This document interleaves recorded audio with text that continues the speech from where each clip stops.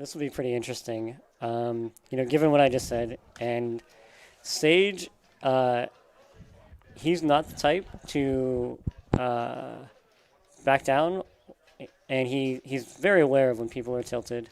I would expect him to. He can 4-bet here, and calling a shove is a little dicey. But we'll see what Matt does. He's added on some more, so started the hand just under 4,000. Yeah, and this is kind of a tricky spot for Matt. He can 5-bet to about 1,100. I don't know how often he's doing that as a bluff, and he can't really fold if he 5-bets to 1,100. Looks like he's going to do that. So it looks like he's going to 5-bet here, and I would imagine call it off. And I don't know if Sage wants to 6-bet all in. I don't think he's. Yeah, I don't know. Yeah. This is such a weird spot to be in. Dueling ace kings. They have some history. I don't know how much though, and I don't know how much of it's recent. Oh, Sage lets it go. Daddy Chaz again here with ace king, now with clubs, and we've got Rami So not having it. Yeah, Rami's going to 3-bet here. I know Rami watches the stream pretty regularly, and knows that Chad opens wide. He isolates pretty wide. So it looks like Rami's going to try to take advantage of that, but he's just going to run into it here.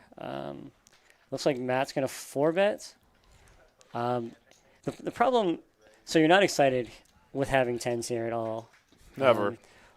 The problem with just cold calling is your hand looks an awful lot like what it is. And now Chaz is in a pretty tough spot. I don't think that he has played with Rami. Rami has been pretty reasonable so far. I would expect Chaz to probably just shove here. Yeah. Oh, goodness. He's going to jam here. This is just a really tough spot for Brokelahoma. There's just Chaz shoved pretty quick. Like instantly quick. Yeah, I mean, I wouldn't say it was instant, but I would say it was not something that he necessarily thought about for very long, if that makes sense. It seems like he had already decided pretty quickly that he had a jam. And Brokelahoma figures he's got exactly what he has. We're going to have a flip here. Just for like what? It's going to be like 8,600-ish so. So 10's holding up right now against ace king. Oh, there's some clubs and some overs. And going to brick here on the end as Brokelahoma going to win it all in pre-flop. 10s versus ace king fades the world. Brick City Knights on the end, and got to be feeling extra good. Yeah, for sure. Things have been going well for him this weekend. And we'll get to see how Chaz reacts. I don't know that I've seen him just get buried right away in one of these games. And with this and the hand against E from earlier, he's buried pretty good right now. Let's see how he reacts. He's kind of like the San Francisco 49ers last year. Like, he's a downhill team. He gets up on you early, and then he can just kind of keep pounding the entire game on the ground. So Terry Hatcher, listening to you guys makes us better players. That's right. I mean, it's interactive. Like, we're live reading situations, and I think that's what makes us more unique than the vlogs, where it's like, hey, I went to this room and I played this hand. Like, check it out. Like, this is real situations unfolding. Again, with the 15-minute delay, as Big Daddy Chaz here with the ace queen of clubs. So Chaz and E, they really seem to like to battle each other. And I think they're both very perceptive players and can kind of understand that the other one can be pretty loose in some spots. Coins actually says, thanks for the shout-out. Yeah. I will say, like, Coins is...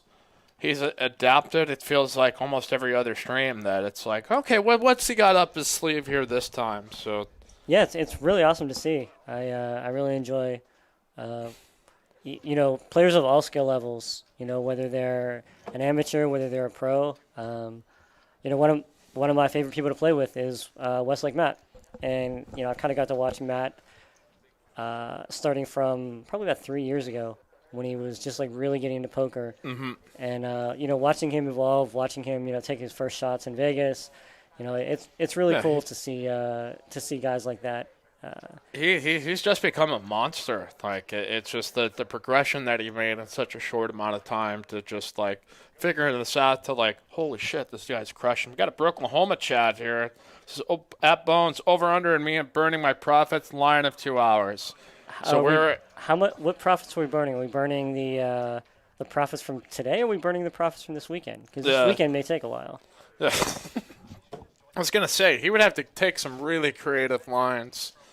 As John here has now made 2 pairs, he pairs up aces and tens. And if you plan on torching the profits from this weekend, can you text me, because I might be able to get out of this whole commentary thing. Yeah, you might. I mean, there is. Get down there in the mix. I mean, we might tag in somebody else here if we. If he's really feeling splashy.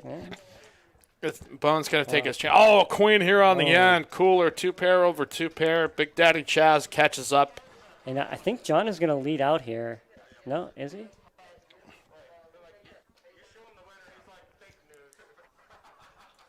So, about equal in stacks. Yeah, we got a bet of 700. I mean, again. So, right now, Chaz is... Okay, so he's talking, so he's probably not going to raise.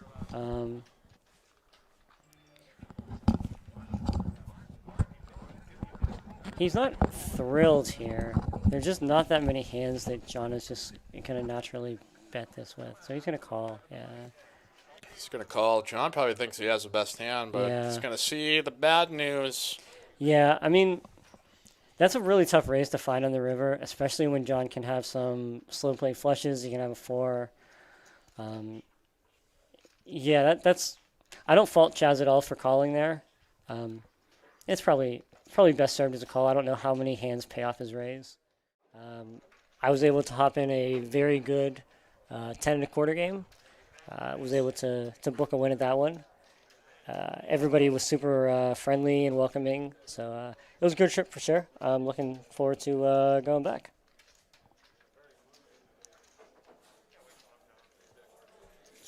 How many beers does Mike get drunk off of? Well, I guess we're going to see here soon. I think he's about an average drinker. Steam Dola thinks he's good at poker, but you're good enough to actually know. Does he suck or is he good? I'm going to be honest with you. I have not seen much of Steam Dola play poker. I know he does the commentary. I'm not going to lie. I don't watch the 1-3 streams as much as I watch the 5-5 streams. But I'll give Steam Dola the benefit of the doubt here and say that he's probably, with the amount of time that he puts in playing and watching commentating, he's probably reached a level of competence. William, how do you win all the money on a 1-3 stream? Cooler people. That's the way to do it. And it looks like, I'm sorry, I missed the action on this hand, but geez, it's quite a cooler, quite a turn. This is a tough spot for Sage. Best hope is to be against like a set or a King of Hearts. Yeah, I don't really think he can call here, and Chase is just gonna get the bad news. There's not too much he can do about this with his stack size.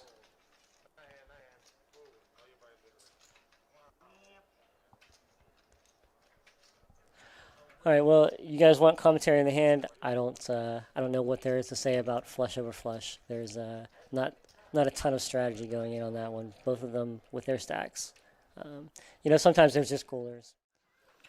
All right, so Chaz, speak of the devil, raise up here to 150 in the cutoff, 10-9 offsuit, 3-bet here by Rami with ace-king. It's starting to get some momentum his way in the back half of the stream. And here we go. Maybe we get a heads up here. Rami's actually probably the best guy to ask about poker vloggers because I think there's nobody that follows it more. Rami, he puts in a ton of time viewing content, whether it's video game, vlogging, whatever. He seems to be the guy that's in the know on this stuff. And aces and sixes here with a king. Chaz has whiffed on this 10-9 high. They gave a good one. Mr. John Shack at ATX Poker. Again, check out atxpoker.club. You can Have a go good to the one, gift John. shop for use promo code TCH for a discount on your merch. Want to make sure at least give that shout out before it completes. So we're gonna see if Chaz. So a board this dry is definitely one that he can float a bit. If Rami has any of the underpairs, I think Chaz was checking for a club there. If Rami has any of the underpairs, Chaz can continue through a call, and then just kind of win the pot on the turn of the river when Rami checks. Little hair scratch there by Rami going, what's going on here? What's going on? So 4 clubs peels here on the turn. Can Rami, by the percentages, absolutely a lock on this, but Chaz could get a little feisty, a little spicy, a little ready to make a move. So I will say that Chaz checking back to see his hand, to see his cards, would make me think that he's less likely to have 2 clubs in his hand. Generally, the check back is for offsuit hands. That's not written in stone, and each player is kind of different. But when you have 2 clubs, you generally know you have 2 clubs. When you have an offsuit hand, you kind of want to see if you have backdoors. So this is kind of what we talked about, where Chaz was going to float the flop and then bet turns. I think he was going to do it regardless if a club came, but a club is a pretty good card to bet. And Rami, he's just not going to have that many flushes that are interested in 3-betting pre-flop, betting flop, and then checking turn. Most of his flushes are the ones that are like 7-8, 8-9, 9-10. They're all going to want to keep betting for protection. So Rami's just not going to have that many flushes. And we'll see if Chaz wants to pull the trigger here. When Rami check calls the turn, his hand looks an awful lot like an ace. And I don't know if he thinks that Rami will fold for another. Looks like Rami has 1,500 behind. So I don't know if Chaz thinks that he can fold for half pot. But we'll see if he decides to go for it. And yeah, looks Chaz like going for it. He barrels. I think he's made it pushed all in for all of Rami's chips. He's got him well out to it, but looks like Rami's Rami might have more than 1,500. Yeah, it's somewhere in the neighborhood. Is it? Okay. There you go, Rami. Nice call, Rami. That is a wrap here, ladies and gents, children of all ages. Sorry if we dropped the F-bomb too many times. You can ask your parents what we meant when we said it. So, well, hey, shout out to Carolyn. Thank you to our floor staff, Asa, Dustin, Sam, wrapping up here on the night.